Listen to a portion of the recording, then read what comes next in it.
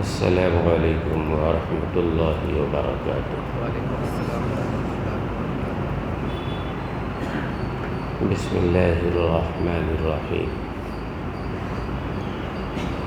الحمد للہ وکفی وسلام علی عبادہ الذین اصطفی، اما بعد فاعوذ باللہ من الشیطان الرجیم، بسم اللہ الرحمن الرحیم۔ یا ایہا الناس ان وعد اللہ حق فلا تغرنکم الحیاة الدنیا ولا یغرنکم باللہ الغرور۔ صدق اللہ العلی العظیم وصدق رسولہ النبی الکریم، ونحن علی ذلک من الشاہدین والشاکرین، والحمد للہ رب العالمین۔ رب اشرح لی صدری ویسر لی امری واحلل عقدۃ من لسانی یفقہوا قولی۔ سبحانک لا علم لنا الا ما علمتنا انک انت العلیم الحکیم۔ اللہم رب زدنی علما، اللہم انا نسألک علما نافعا، اللہم جنبنا الفواحش والمعاصی والخطایا والزلل ما ظہر منها وما بطن۔ محترم حاضرین کرام اور معزز سامعین اعزاز، گزشتہ جمعہ نزہۃ البساتین کا ایک واقعہ میں عرض کر رہا تھا، بات ادھوری رہ گئی تھی۔ نزہۃ البساتین بہترین کتاب ہے، ہر آدمی کو اپنے گھر میں رکھنا چاہیے، اسے پڑھنا چاہیے، اپنے بچوں کو، گھر والوں کو سنانا چاہیے۔ اللہ والوں کے، ولیوں کے، بزرگوں کے واقعات ہیں۔ جس طرح نیک لوگوں کی صحبت میں جانے کا فائدہ ہوتا ہے، ایسے ہی نیک لوگوں کے واقعات سننے کا بھی اثر ہوتا ہے۔ آج کے مصروف دور میں اگر وقت نہیں ہے کہ وقت نکال کر ہم کہیں جا سکیں اولیاء صلاحہ کی خدمت میں، تو کم سے کم ایسی کتابیں جس کی وجہ سے نیک صحبت کا فائدہ ہوتا ہے ہمیں رکھنا چاہیے۔ اچھی کتابیں گھر میں رکھیں اور اس سے فائدہ حاصل کریں۔ نزہۃ البساتین کا وہ واقعہ میں عرض کر رہا تھا کہ ہارون رشید جو امیر المومنین اور بہت بڑی سلطنت کا بادشاہ تھا، اس کا ایک بیٹا تھا جو اللہ والوں کی صحبت میں، علماء کی صحبت میں، عابدوں زاہدوں کی صحبت میں رہا کرتا تھا، اور ان کی صحبت کا اثر یہ تھا کہ انہی کی طرح لباس استعمال کرتا تھا۔ حالانکہ وہ شہزادہ تھا، چاہتا تو شاہی لباس استعمال کر سکتا تھا، شاہانہ پوشاک استعمال کر سکتا تھا، لیکن نہیں، وہ عالمانہ زاہدانہ لباس جو اس زمانے کا تھا وہ استعمال کیا کرتا تھا، اور اکثر قبرستان جاتا اور قبر والوں کو مخاطب کر کے وہ کہتا تھا کہ ہماری طرح، جس طرح آج ہم دنیا میں ہیں تم بھی دنیا میں تھے، تمہارے بھی بچے تھے، دنیا تھی، مصروف تھے، اب قبر میں ہو، پتہ نہیں تمہارا کیا حال ہے، کس انجام سے گزر رہے۔ روتا تھا، گھنٹوں بیٹھتا تھا اپنی قبر کو یاد کر کے کہ ظاہر ہے سب آ رہے ہیں، ہم کو بھی آنا ہے، پتہ نہیں ہمارا کیا حال ہوگا۔ تو وہ رویا کرتا۔ تو قبرستان بھی جانے کا حکم ہے۔ ایک دفعہ اس کے والد محترم نے، ہارون رشید نے، بادشاہ وقت نے، امراء وزراء کے سامنے اپنے بیٹے سے کہہ دیا کہ تمہارے اس لباس نے مجھے رسوا کر دیا ہے۔ ایک آدمی اچھا عالمانہ لباس پہن رہا ہے، بجائے خوش ہونے کے بادشاہ نے کیا کہہ دیا، تمہارے اس مولویوں کے لباس نے ہمیں ہمارے ہم عصروں میں، یعنی بادشاہوں کی جماعت میں، بڑے لوگوں کی جماعت میں ہم کو رسوا کر دیا ہے کہ میرا بیٹا، بادشاہ کا بیٹا جو شاہانہ لباس پہن سکتا تھا، بجائے اس کے مولویوں کی طرح رہتا ہے، مولویوں کا کپڑا پہنتا ہے۔ تو بیٹے نے ایک کرامت دکھائی، وہ گنبد پہ جو کبوتر بیٹھا تھا بلایا، ہاتھ پہ بیٹھ گیا، بیٹھا رہا، نہ ڈرا نہ بھاگا، بادشاہ بھی عمرہ بھی سب دیکھتے رہے۔ پھر اس نے کہا چلے جا، تو کبوتر چلا گیا۔ پھر بادشاہ نے بلایا، وہ نہیں آیا۔ ایک کرامت دکھایا اللہ کی طرف سے۔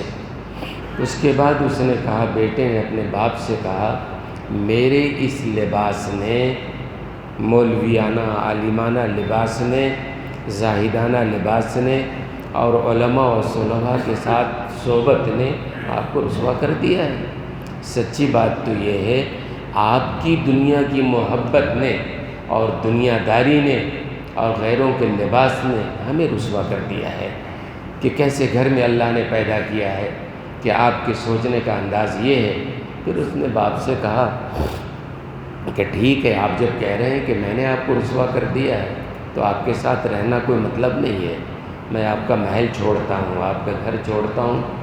اور اس نے طے کر لیا۔ بہت روکنے کی کوشش کی، بادشاہ نے کہا نہیں، میں نے طے کر لیا ہے، آپ میرے عالمانہ لباس سے رسوا ہیں، اس کا مطلب عالموں سے آپ رسوا ہیں، عالمانہ لباس سے، عالموں کی صحبت سے آپ رسوا ہیں، جبکہ آپ کو فخر محسوس کرنا چاہیے کہ ہمارا بچہ عالموں کی صحبت میں، اولیاء کی صحبت میں رہتا ہے، بجائے فخر کرنے کہ آپ اس کو رسوا پن سمجھ رہے ہیں، اس لیے میں آپ کے ساتھ نہیں رہ سکتا ہوں۔ جاتے ہوئے اس نے گھر سے کچھ بھی نہیں لیا، ایک قرآن شریف، اور جاتے ہوئے اس کی ماں نے ایک سونے کی انگوٹھی زبردستی دے دی کہ بیٹے شاید کبھی ضرورت پڑ جائے، یہ رکھ لو۔ ہارون رشید کے بیٹے نے رکھ لیا اور بغداد سے وہ بصرہ کی طرف چل پڑا۔ بصرہ بھی اسی سلطنت کا حصہ تھا، بہت بڑا علاقہ تھا، لیکن بغداد میں ہارون رشید رہتا تھا۔ بیٹے نے بغداد کو چھوڑ دیا، بصرہ چلا گیا۔ بصرہ میں ایک صاحب تھے ابو عامر بصری، ابو عامر بصری نامی ایک صاحب تھے۔ وہ کہتے ہیں کہ ایک دفعہ میرے گھر کی ایک دیوار گر گئی، مجھ کو اس کو ٹھیک کروانا تھا، تو میں مزدوروں کی مارکیٹ لگتی تھی جہاں اس طرح کے مزدور ہوتے تھے کہ وہاں سے مزدور لے کے آؤں میں، تو میں مزدوروں کے اس بازار میں گیا کہ کوئی مزدور لے کے آئیں اور ہمارے گھر کی دیوار گر گئی ہے، اس کو ٹھیک کرا لیں۔ تو اس بازار میں دیکھا تو ایک حسین و جمیل خوبصورت نوجوان بیٹھا ہے اور قرآن کی تلاوت میں لگا ہوا ہے، اور وہیں اس کے پاس جھولے میں وہ اوزار وغیرہ جو کام کرنے کا تھا رکھا ہوا ہے۔ کہتے ہیں ابو عامر پہلے تو مجھے شک ہوا کہ یہ خوبصورت نوجوان یہ گاڑی مٹی کا کام کہاں کرے گا۔ کہتے ہیں میں نے سلام کیا تو اس نوجوان نے جواب دیا۔ پھر میں نے پوچھا کیا آپ کام کریں گے؟ تو اس نے کہا کہ بتائیے کیا کام ہے، ہم تو کام کے لیے ہی پیدا ہوئے ہیں، دنیا میں آئے ہیں، کام کرنا ہے۔ تو انہوں نے کہا گاڑی اور مٹی کا کام کرنا ہے، دیوار گر گئی ہے، اس دیوار کو بنانا ہے، ٹھیک کرنا ہے، آپ کر سکیں گے؟ انہوں نے کہا بالکل کریں گے ہم۔ ٹھیک ہے چلیں۔ ابو عامر کہتے ہیں میں نے کہا چلیے۔ تو اس آدمی نے، اس نوجوان نے کہا 2 شرط ہے میری، غور سے سنیں اس بات کو، اس پہلو کو اچھی طرح۔ اس نوجوان نے کہا میری 2 شرط ہے، یعنی آپ کسی کو لینا چاہتے ہیں کام کے لیے، مجھے آپ کام پر لینا چاہتے ہیں، میری 2 شرط ہے۔ شرط لگانے کا اختیار ہے، معاملہ طے کر رہے ہو تو پہلے معاملہ طے کرنا چاہیے۔ ہمارے ہاں گڑبڑ یہ کرتے ہیں، آؤ کام کرو، دیکھیں گے کیسا کرتے ہیں، کیا کرتے ہیں، پھر دیں گے، یہ طریقہ۔ تو ابو عامر سے ہارون رشید کے بیٹے نے، وہ لوگ نہیں جانتے تھے کہ بادشاہ کا بیٹا ہے، عام اجنبی نوجوان ہے۔ ٹھیک ہے بولو کیا شرط ہے؟ اس نے کہا 2 شرط۔ پہلی شرط یہ ہے کہ میری اجرت جو ہے 1 درہم اور 1 دانق، اس زمانے کا یہ کرنسی تھا۔ 1 درہم کے 6 آنے ہوتے تھے، 1 دانق 1 آنا یعنی 7 آنے۔ 1 درہم اور 1 دانق میری اجرت ہوگی، اس سے کم نہیں، اس سے زیادہ بھی نہیں، صاف صاف یہ میری اجرت ہوگی، اگر پسند ہے تو ٹھیک ہے، نہیں تو نہیں۔ دوسری شرط ہماری یہ ہے کہ نماز کے وقت میں نماز پڑھوں گا، آپ کو روکنے کا اختیار نہیں ہوگا۔ صاف صاف میری اجرت اتنی ہوگی، میں کام کروں گا، نماز کا جب کبھی وقت آئے گا میں نماز پڑھوں گا، آپ کو روکنے کا اختیار نہیں ہوگا۔ اس نے کہا ٹھیک ہے، مجھے دونوں باتیں منظور ہیں۔ خیر وہ آ گیا۔ یہاں علماء نے لکھا ہے کہ اس نوجوان نے، ہارون رشید کے بیٹے نے جو شرط لگائی ہے، وہ شرط اگر آج ہمارے ذہنوں میں ہو، آج آپ دارالقضاء میں چلے جاؤ، دارالافتاء میں چلے جاؤ، محکمہ شریعہ میں چلے جاؤ، علماء کے پاس چلے جاؤ، 50% جھگڑے جو ہے معاملات صاف نہ ہونے کی وجہ سے ہوتے ہیں۔ معاملات صاف نہیں ہوتے ہیں، گڑبڑ ہوتا ہے۔ بھئی ہم نے کام پہ رکھا ہے، نماز پڑھنے کیوں جاؤ گے آپ؟ بہت ساری باتیں ہوتی ہیں۔ تو 50% معاملات جو آج دارالقضاء میں مفتیوں کے پاس، علماء کے پاس جا رہے ہیں، وہ معاملات صاف نہ ہونے کی وجہ سے، جبکہ قرآن کریم کہتا ہے جو بھی معاملہ کرو، صرف یہی معاملہ نہیں، جو بھی معاملہ کرو صاف ہونا چاہیے، معاملات صاف ستھرا ہونا چاہیے۔ فَلْيَكْتُبْ بَيْنَكُمْ، اس کو لکھ بھی لینا چاہیے۔ زبانی بات میں تو فرق نہیں پڑتا ہے نا بھئی، ہم نے ایسا نہیں کہا تھا، ہم نے ویسا کہا تھا، یہ ہوا تھا، وہ ہوا تھا۔ معاملات صاف طے کرو اور لکھ لو تاکہ کوئی ابہام نہ رہے، بعد میں چل کے معاملہ جھگڑا نہ ہو۔ مثال کے طور پر میں بتاتا ہوں، آج کل بہت سارے گھروں میں جھگڑا کیا ہوتا ہے، والد صاحب ہے، تاجر برادری ہے، آپ میں سے بھی کئی لوگ آئے ہمارے پاس کہ ان کا بھی یہ معاملہ تھا، اور ہر جگہ کا معاملہ ہے۔ کیا معاملہ ہے؟ والد صاحب ہیں، انہوں نے تجارت شروع کی، بچے چھوٹے تھے، کئی بچے تھے، بڑا بچہ جب ہوا، ابھی اس کی تعلیم مکمل نہیں ہوئی، والد محترم نے اپنے ساتھ دکان پہ بیٹھا لیا، تجارت میں لگا لیا اس کو۔ اب اس بڑے بیٹے نے جو ہے اپنی تعلیم ادھوری چھوڑ دی، دوسری تجارت اس نے نہیں کیا، دوسری ملازمت نہیں کی، تعلیم کو قربان کر دیا۔ والد صاحب کہہ رہے ہیں اکیلے ہیں، مجبوری ہے، دکان پہ بیٹھنا ہے۔ والد صاحب نے بڑے بیٹے کو دکان پہ بیٹھا لیا۔ اب والد صاحب کے ساتھ وہ بھی تجارت میں لگا ہوا ہے، چھوٹے بھائی ہیں، وہ تعلیم حاصل کر رہے ہیں، تعلیم حاصل کر کے بعض بھائی اچھی ملازمتیں مل گئیں، بیرون ملک میں بھی یا ملک میں بھی اچھی تعلیم اور اچھی ملازمت مل گئی، کرتے رہے، معاملہ سب ٹھیک چلتا رہتا ہے۔ جب والد صاحب کا انتقال ہوتا ہے، اب انتقال کے بعد مسئلہ کھڑا ہوتا ہے کہ والد صاحب کا یہ ورثہ جو دکان ہے، اس کو کس طرح تقسیم کیا جائے۔ بڑا بیٹا جو اپنی تعلیم قربان کر کے اپنی دوسری خواہشوں کو چھوڑ کے والد کے ساتھ شروع سے ہی لگ گیا، اس کے دل میں ہوتا ہے کہ میں نے قربانی دی ہے، میں نے دکان کو پروان چڑھایا ہے، اس میں ہمارا حصہ ہونا چاہیے، زیادہ ہونا چاہیے یا پورا ہونا چاہیے۔ دوسرے بھائی جو ڈاکٹر بن گئے، انجینئر بن گئے، اچھی ملازمتوں میں بیرون ملک یا ملک میں اچھا کما رہے ہیں، وہ اپنا الگ ہے ان کا، ان کے دل میں یہ ہوتا ہے کہ ٹھیک ہے آپ نے کام کیا ہوگا، لیکن یہ دکان تو باپ کی ہے نا، اور مسئلہ ہے کہ باپ کے انتقال کے بعد باپ کے نام کی جو چیز ہے بھائیوں میں برابر تقسیم ہونی چاہیے۔ اب یہاں لڑائی شروع ہوتی ہے۔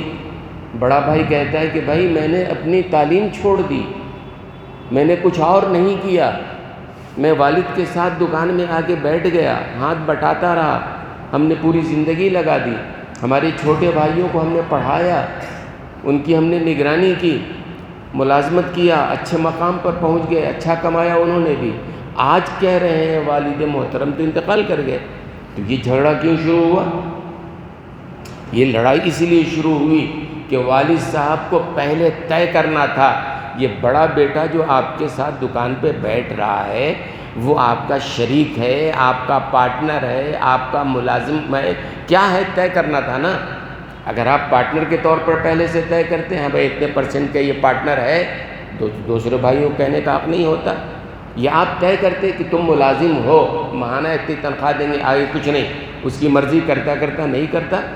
تو معاملہ چونکہ غلط سلط رہتا ہے، اندر ہی اندر یہ معاملہ ہوتا ہے۔ یا ایسا بھی ہوتا ہے کہ ایک بھائی نے، بڑے بھائی نے دکان شروع کیا، کئی بھائی ہیں، بعض بھائی اس میں شریک ہوئے، بعض بھائی نے اپنا پیسہ بھی لگایا، بعض نے نہیں لگایا، آگے چل کے جب دکان چل پڑتی ہے، معاملہ آگے بڑھتا ہے، جن لوگوں نے پیسہ لگایا ہوتا ہے ان کا بھی دعویٰ ہوتا ہے ہمارا پیسہ لگا ہوا ہے، جنہوں نے کام کیا تھا ان کا کہتا ہے ہماری محنت لگی ہوئی ہے، لڑائی شروع ہوتی ہے۔ اب بڑا بھائی جس نے شروع کیا تھا، نہیں تم لوگوں کا کچھ نہیں، میں نے شروع کیا ہے، میری چیز ہے، جس نے جان لگایا اس کا کچھ نہیں، یا جس نے پیسہ لگایا اس کا کچھ نہیں۔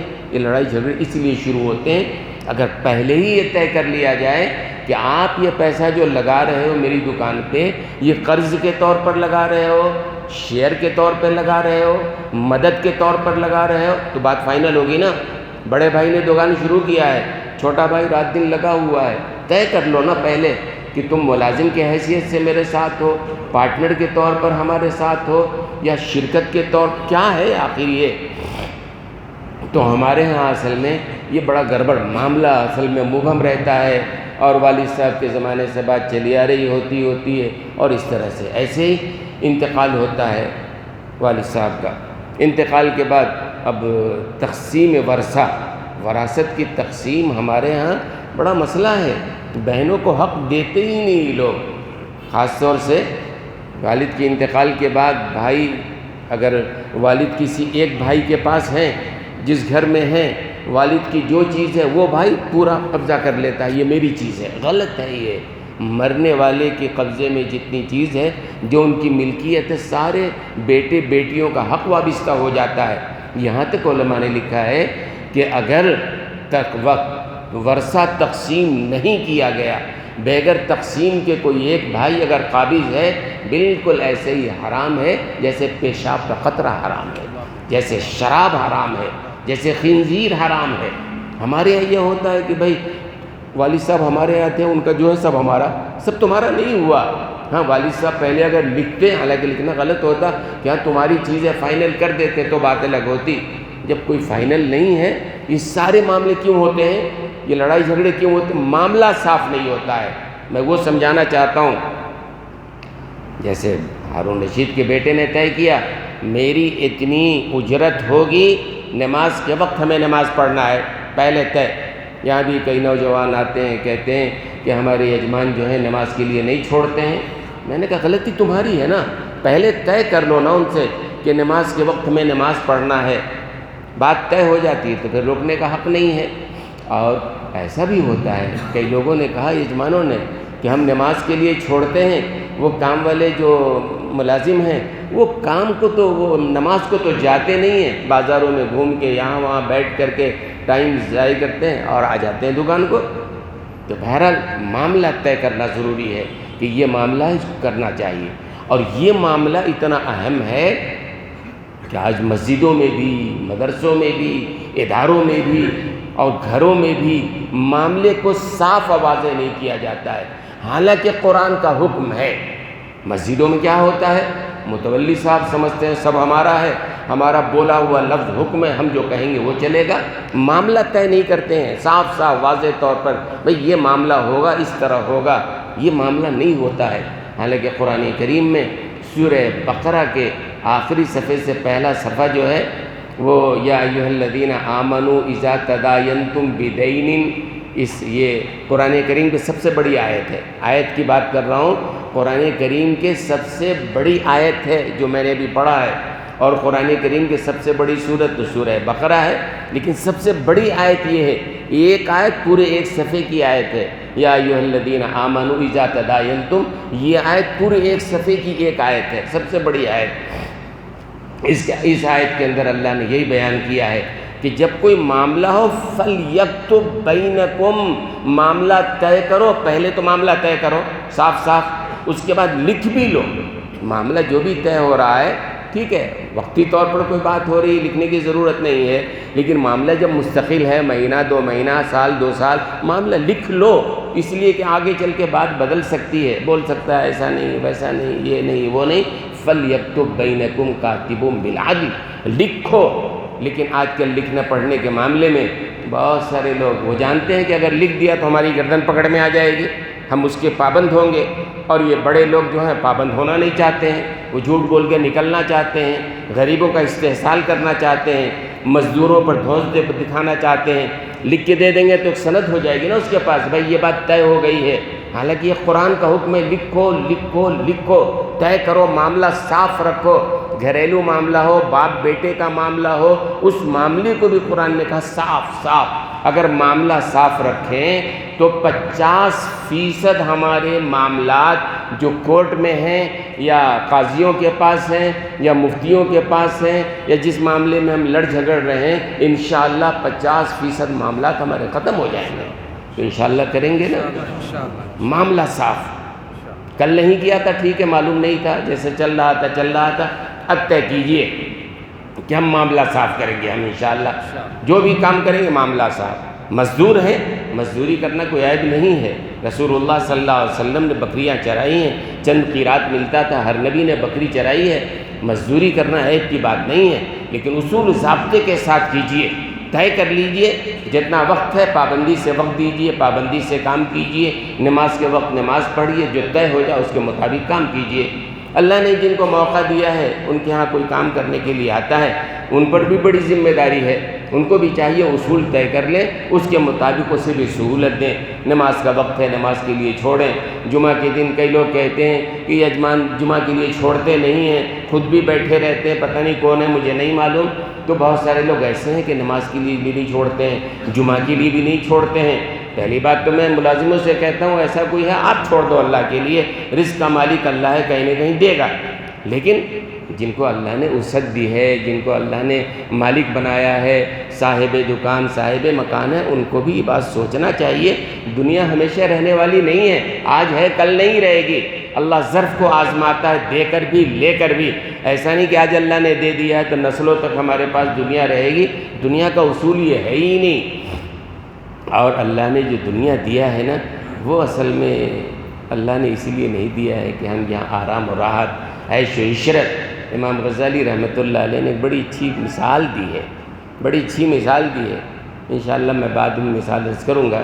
تو ہارون رشید کے بیٹے نے یہ طے کیا کہ بھائی 1 درہم اور 1 دانق میری اجرت ہوگی، اور دوسری بات نماز کے وقت نماز پڑھوں گا میں اطمینان سکون سے، آپ مجھے روکیں گے نہیں۔ ٹھیک ہے، طے ہو گیا۔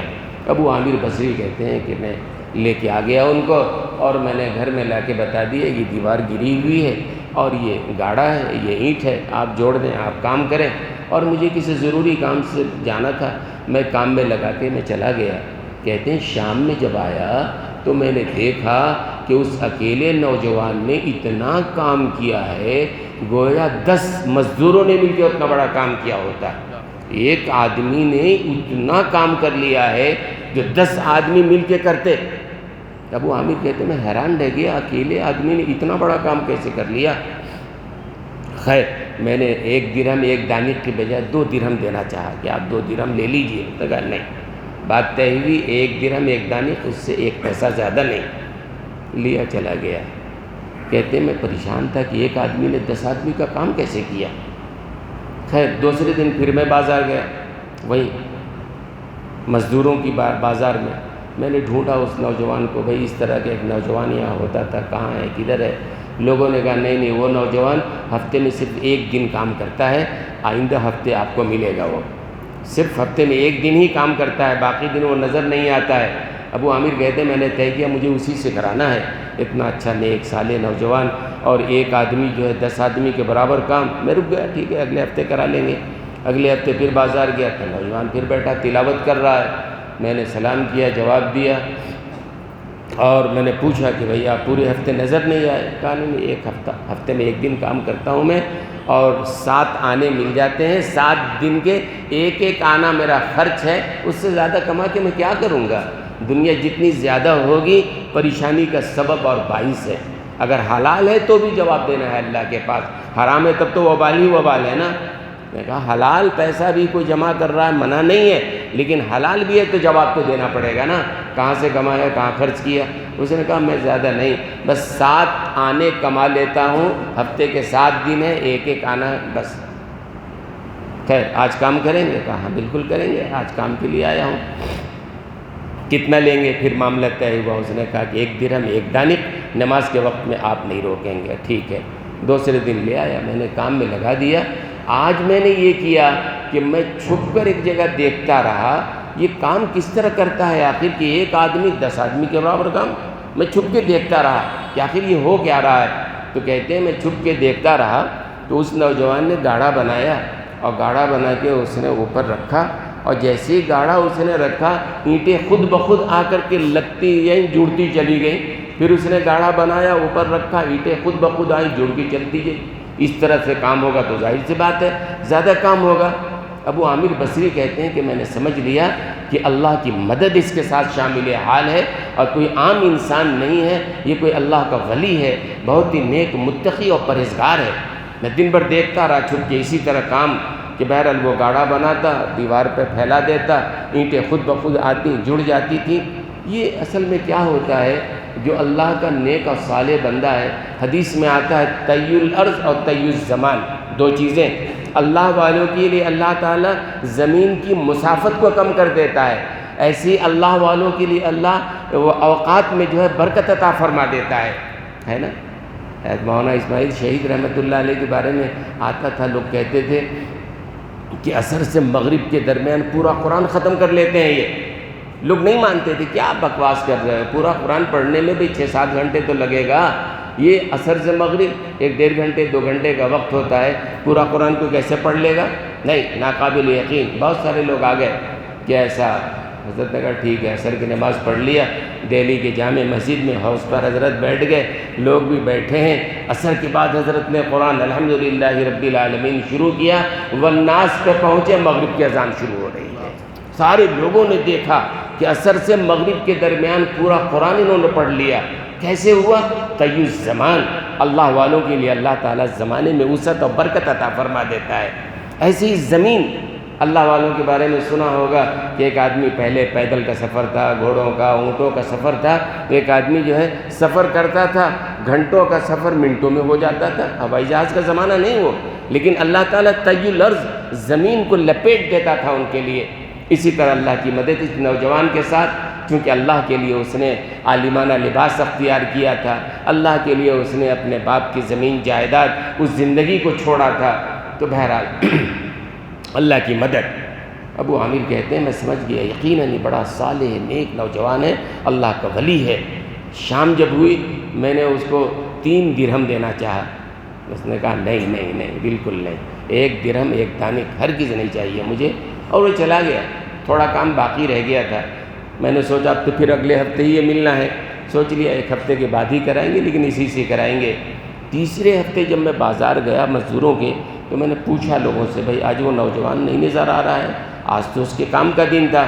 تو کسی نے بتایا کہ وہ نوجوان اصل بیمار ہے، اور فلاں جنگل میں ایک ٹوٹی ہوئی شکستہ عمارت ہے، وہاں وہ رہتا ہے، اور اس کی طبیعت بہت خراب ہے، اس لیے نہیں آیا ہے۔ ابو عامر کہتے ہیں میں نے اس آدمی کو بھی مزدوری تھا، میں نے اس کو رقم دیا بھئی اللہ کے واسطے مجھے پہنچا دو وہاں تک کہ تمہارا جو نقصان ہوگا اس کے بدلے میں یہ پیسہ لے لو۔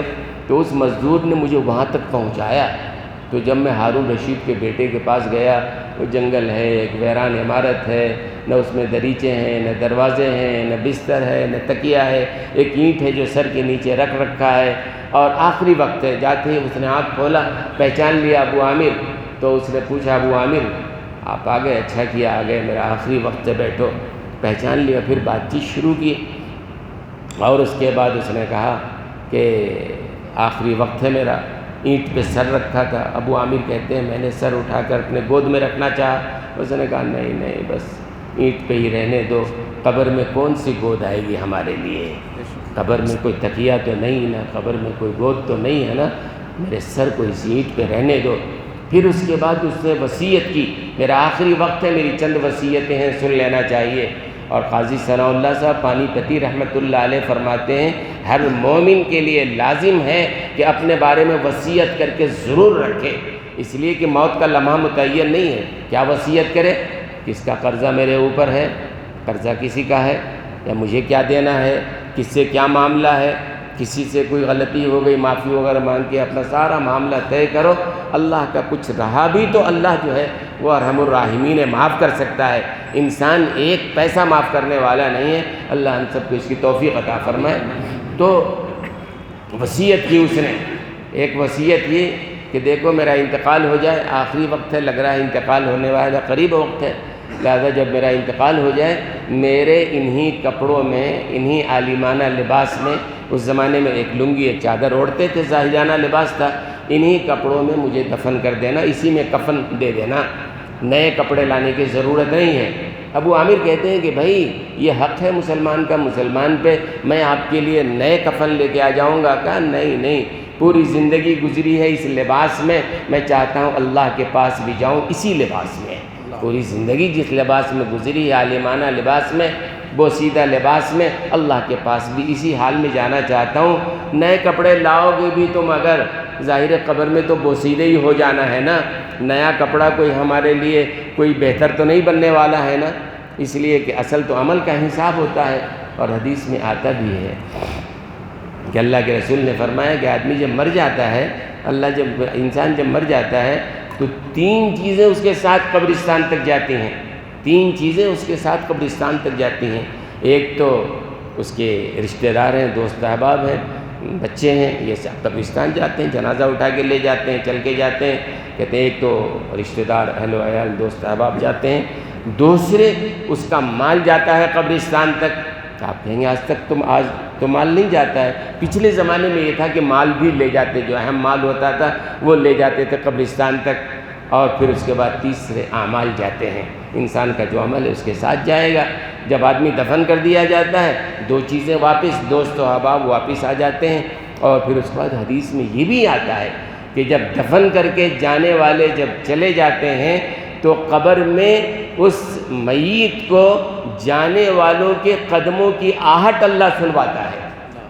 جانے والے جا رہے ہیں مٹی ڈال کے دفن کر کے، وہ تو قبر کے اندر پڑا ہے، لیکن اللہ جو چاہے وہ ہوتا ہے۔ تو حدیث میں آتا ہے کہ اللہ تعالیٰ ان جانے والوں کے قدموں کی آہٹ کو قبر میں اس میت کو سنواتا ہے، اور یہ کہتا ہے دیکھو جن کے لیے تم نے زندگی برباد کر دی، تمہارے اوپر مٹی ڈال کے چل بسے ہو۔ جا رہے ہیں نا، بیٹا ہو، بھائی ہو، باپ ہو، جو بھی رشتہ دار ہو، دوست و احباب ہو، کیا کرتے ہیں؟ یہی نا، دفن کر دیا، چلتے رہے۔ جن کے لیے زندگی قربان کر دی، کوئی سوچو زندگی میں کیا کر رہے ہو، تو وہ چلے جاتے ہیں۔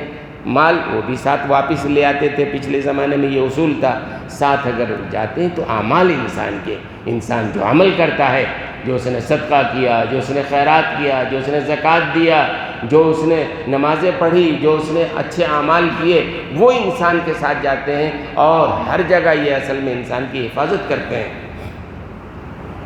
ایک اللہ والے کہتے ہیں کہ میں قبرستان گیا تھا، اور دفن کے بعد جو ہے وہاں میں نے دیکھا کہ قبر میں ایک زور کی آواز آئی، چیخنے کی۔ سارے لوگ جو بھئی کچھ لوگ بچے تھے پریشان ہو گئے، کیسی آواز ہے یہ؟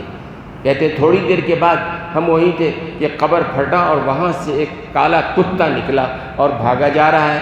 اللہ والے تھے، انہوں نے پوچھا تو کون ہے، کیا ہے؟ تو اس نے بتایا کہ دراصل مرنے والے کی بدعمالیاں جو اللہ نے اس شکل میں مجھے بنایا، اور میں عذاب کی شکل میں گیا تھا، لیکن مرنے والے نے اعمال اچھے زیادہ کیے تھے، اچھے اعمال کی وجہ سے اللہ نے مجھے باہر کر دیا ہے۔ تو انسان کے اعمال اگر اچھے ہوتے ہیں، قبر میں وہ کام آنے والے ہوتے ہیں۔ یہ دنیا کی عیاشیاں، عیش و عشرت، اللہ اکبر، وہ حدیث یاد آ گئی مجھے۔ حدیث میں آتا ہے اللہ کے رسول نے فرمایا کہ قیامت کے دن اللہ تعالیٰ ایک ایسے بندے کو بلائیں گے جو بندہ دنیا میں سب سے زیادہ آرام والا، راحت والا، عیش و عشرت والا، محلوں میں رہنے والا، بڑی گاڑیوں میں پھرنے والا، بڑا مالدار، اس کے کوٹھی، اس کے بنگلے، اس کے دوست احباب، ہر طرح کا عیش اللہ نے دیا ہوگا۔ وہ اللہ کو ہی معلوم ہے کون ہوگا، پتہ نہیں۔ تو پوری دنیا میں سے اللہ ایک ایسے آدمی کو بلائیں گے جس کو اللہ نے ہر طرح کا عیش دیا ہوگا، ہر طرح کا آرام دیا ہوگا، ہر طرح کی راحت دی ہوگی، ہر طرح کی چیز ہوگی۔ قیامت کے دن اللہ اس کو بلائیں گے اور بلا کے فرشتے سے کہیں گے ذرا جہنم کے اوپر سے گزار کے لے کے آ جاؤ، جہنم میں مت ڈالنا، ابھی تو حساب کتاب ہونا باقی ہے، جہنم کی ہوا لگا کے آ جاؤ۔ فرشتے جائیں گے اور جہنم کے ہوا لگا کے ایک جھلک، ایک ہوا لگا کے آئیں گے۔ اس کے بعد اللہ اس بندے سے پوچھیں گے، کہو بھائی کیا حال ہے؟ دنیا میں تو بڑی نعمتیں میں نے دی تھی، بڑی آشائش، بڑے آرام و راحت، بڑے عیش میں تھے، بڑے مزے میں تھے، کیسا؟ وہ کہے گا اے اللہ، کہاں کی آرام، کہاں کی راحت، کہاں کی عیش و عشرت، ایک جھلک، ایک گزر جو جہنم کے اوپر سے ہوا ہے، اس کی سختی جو دیکھے گا، دنیا کے سارے آرام و راحت کو بھول جائے گا۔ اللہ اکبر۔ اس کے بعد حدیث میں ہے کہ اللہ تبارک و تعالیٰ ایک ایسے بندے کو بلائیں گے کہ دنیا کا سب سے زیادہ مصیبت زدہ انسان، سب سے زیادہ غریب، سب سے زیادہ پریشان، کھانے کو پریشان، اس کے ہاتھ کٹے ہوئے، اس کے پاؤں کٹے ہوئے، گھسٹ کے چلنے والا، اللہ نے زندگی دی ہے، دوبارہ زندگی ہے، ہر سب سے زیادہ دنیا کا پریشان کون ہے؟ اللہ کو معلوم۔ اللہ اس کو بلائیں گے، اور بلانے کے بعد اللہ تعالیٰ فرشتے سے کہیں گے جنت کی ایک ہوا کھلا کے لے کے آ جاؤ، جنت کے اوپر سے گزار کے لے کے آئیں گے، تو اللہ اس بندے سے کہیں گے کہ بھئی تم تو دنیا میں سب سے زیادہ پریشان، مفلوق الحال، غریب تھے اور بیماریوں میں، پریشانیوں میں تھے، اب کیا حال ہے؟ جنت کے اوپر سے گزر کے آنے والا کہے گا اے اللہ کہاں کی پریشانی، کہاں کی غربت، کہاں کی افلاس، کہاں کا مسئلہ، کچھ نہیں اللہ سب بھول گیا۔ جنت کی ایک ہوا لگی، دنیا کی ساری پریشانیوں کو بھول گیا، جہنم کی ایک ہوا لگی، دنیا کی ساری راحتوں کو بھول گیا۔ رسول اللہ صلی اللہ علیہ وسلم فرماتے ہیں دنیا کی نعمتیں سمجھ لو کیسی ہیں، ایک در ایک ہیں، دنیا میں چاہے جیسی نعمتیں ہوں، اگر اعمال اچھے نہیں ہیں ایک جھلک لگے گی جہنم کی، سب بھول جاؤ گے، اور دنیا میں چاہے جتنی پریشانی ہے جنت کی ایک ہوا لگے گی، آدمی ساری پریشانیوں کو بھول جائے گا۔ تو میں ابو عامر بصری کی بات کر رہا تھا کہ اس نے نصیحت کی کہ بیٹھ جاؤ اور مجھے یہی کفن دے دینا، میرے جو کپڑے ہیں اسی میں کفن دے دینا، اور دیکھو یہ میرا زنبیل ہے، میری تہبند ہے، میرے قبر کھودنے والے کو دے دینا، اور دیکھو یہ انگوٹھی ہے، یہ قرآن ہے، تم جانب بغداد ہارون رشید کو دے دینا، کہنا یہ آپ کی امانت ہے جو آپ کے بیٹے نے دیا ہے۔ ابو عامر کہتے اب مجھے معلوم ہوا کہ یہ نوجوان کوئی اور نہیں، ہارون رشید اس ملک کے بادشاہ کا بیٹا ہے، مجھے پتہ ہی نہیں تھا، اب مجھے معلوم ہوا۔ خیر تھوڑی دیر میں انتقال ہوا، انتقال سے پہلے اس نے نصیحتیں بھی کی اسی طرح کی، یا صاحبی، اے بھائی، اپنے سے کہا کہ تم دنیا کے نعمتوں میں پڑھ کے کہیں دھوکے میں نہ پڑ جانا، دنیا دھوکے کی جگہ ہے، اللہ نے کہہ دیا ہے وَمَا الْحَيَاةُ الدُّنْيَا إِلَّا مَتَاعُ الْغُرُورِ، سوائے دھوکے اور غرور کی کچھ اور نہیں ہے، دنیا دھوکے میں رکھتی ہے۔ مثالیں بعد میں عرض کروں گا، میں وقت بھی شاید ہو رہا ہے نا، وقت ہو گیا ہے، بات ابھی باقی ہے، آئندہ جمعہ انشاءاللہ۔ اللہ تبارک و تعالی ہم سب کو کہنے سننے سے زیادہ عمل کی توفیق عطا فرمائے۔